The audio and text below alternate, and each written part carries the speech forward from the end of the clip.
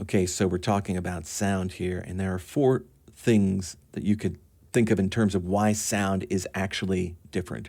They are the amplitude of the sound, the frequency, the timbre, and the sound envelope.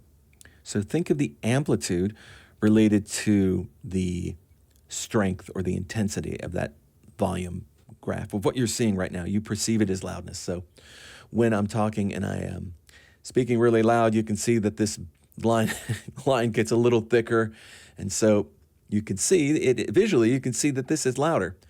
But if I were to talk just a little bit more quietly, you could easily perceive the audio visually as more quiet. So that's what we're talking about when we're talking about amplitude. And it's measured in something called decibels, or dB. And when it's playing back at the bottom of the screen, you should see the VU meter dancing right along, and that coincides with the loudness measurement. It's like a loudness measurement tool, decibels. And then we're talking about frequency. So frequency is the pitch of different tones. The easiest way to understand frequency is with a visual demonstration. So for example, if you were to look at like a pure sine wave, how about we generate a tone right now? How about something that is like a very low frequency, a very low tone? We will generate, let's say 20 hertz. Here we go.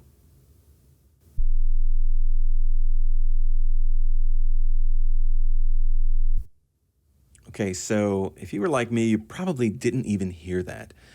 You see, 20 hertz is right about the threshold of hearing. So, you know, that a frequency that's that low, you really can barely perceive it. You need other frequencies that are a little bit more easier to decipher. Here's a tone, a pure sine tone again at 440. So the difference between the two of them was, well, the first one only had 20 cycles per second.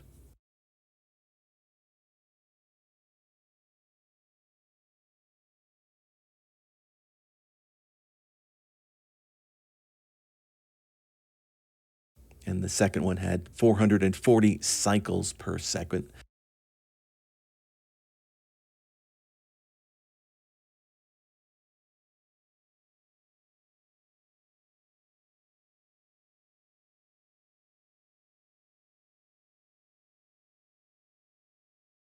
So we would say the frequency of the first was 20 hertz, and the frequency of the second one was 440 hertz.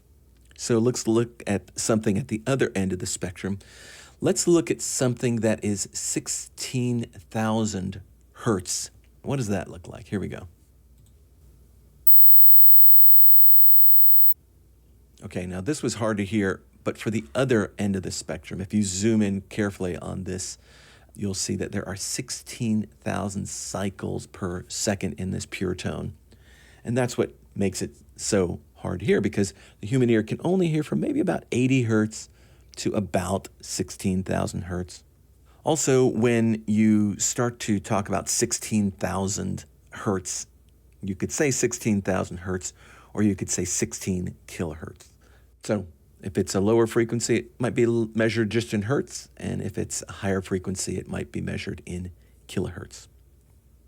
And then we're talking about timbre, which is like the audio's tonal quality. It relates to the waveform of the sound. It's kind of the characteristic of sound that distinguishes one voice from another, even though they may be saying the same exact thing. That's a way to remember timbre. Okay, so finally I wanted to talk to you about audio that is in phase and out of phase. You can see that even in the audio file that you're visually looking at right now, you can see I'm recording in a stereo file. So the left channel exactly mirrors the right channel.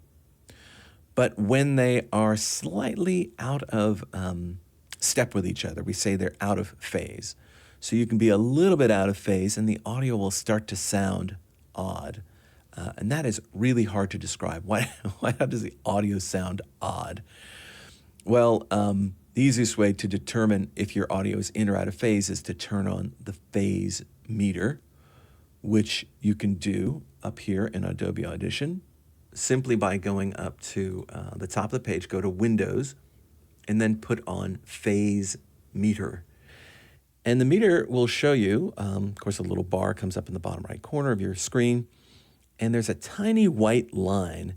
And if your audio is in phase, that white line will push all the way to the right side of the meter in the green. But I'm about to play you a file, and the file is 180 degrees out of phase. It means the left channel and the right channel will look inverted. They will look opposite of each other.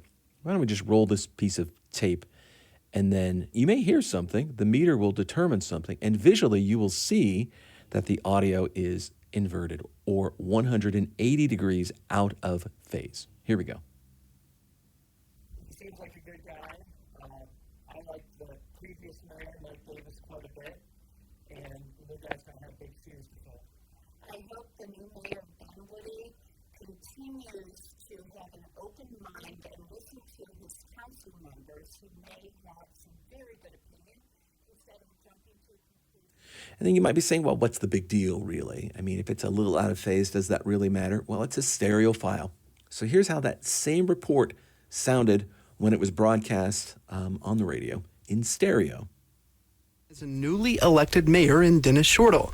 He joins us live in studio, but first we hear from some Dunwoody residents. He seems like a good guy. I like the previous mayor, Mike Davis, quite a bit, and the new guy's going to have big shoes to fill.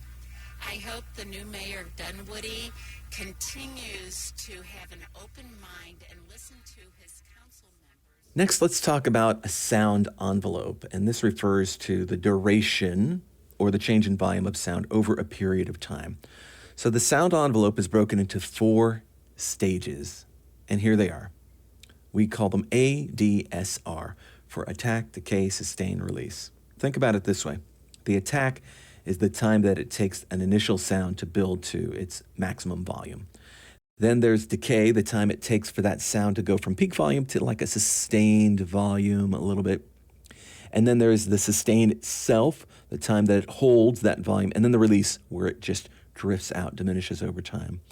Sound envelopes are a little bit confusing to understand, but think about it like a wave crashing against a storm wall. You have the initial splash of the audio, that's the highest peak of the amplitude, that's the attack.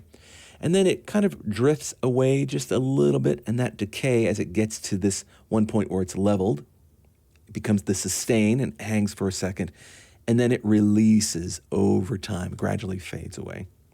One of the ways that I share what this might sound like is to play the following example. So here is a song that's played, and I've removed the attacks from a certain instrument. Can you guess what instrument this is? Here we go. Without attacks, here we go.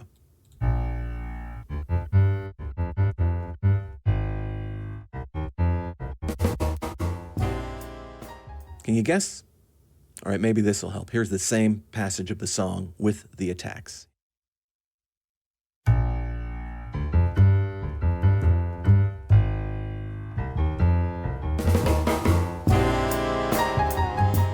So try to keep these things in mind as you set out on your own journeys to collect your own sound. One more thing, we may cover it a little bit later on when we're talking about microphones, but I wanted to let you know that some frequencies that are higher pitched are perceived as louder, even though on the amplitude scale it looks fine. Keep that in mind for when you're recording or mixing higher frequencies. Maybe that's I want to say a bell or a police siren. You'll figure it out. If it seems uncomfortable, it could be because it is uncomfortable. So try to keep all these things in mind as you go out and you record your own adventures in sound gathering. Good luck.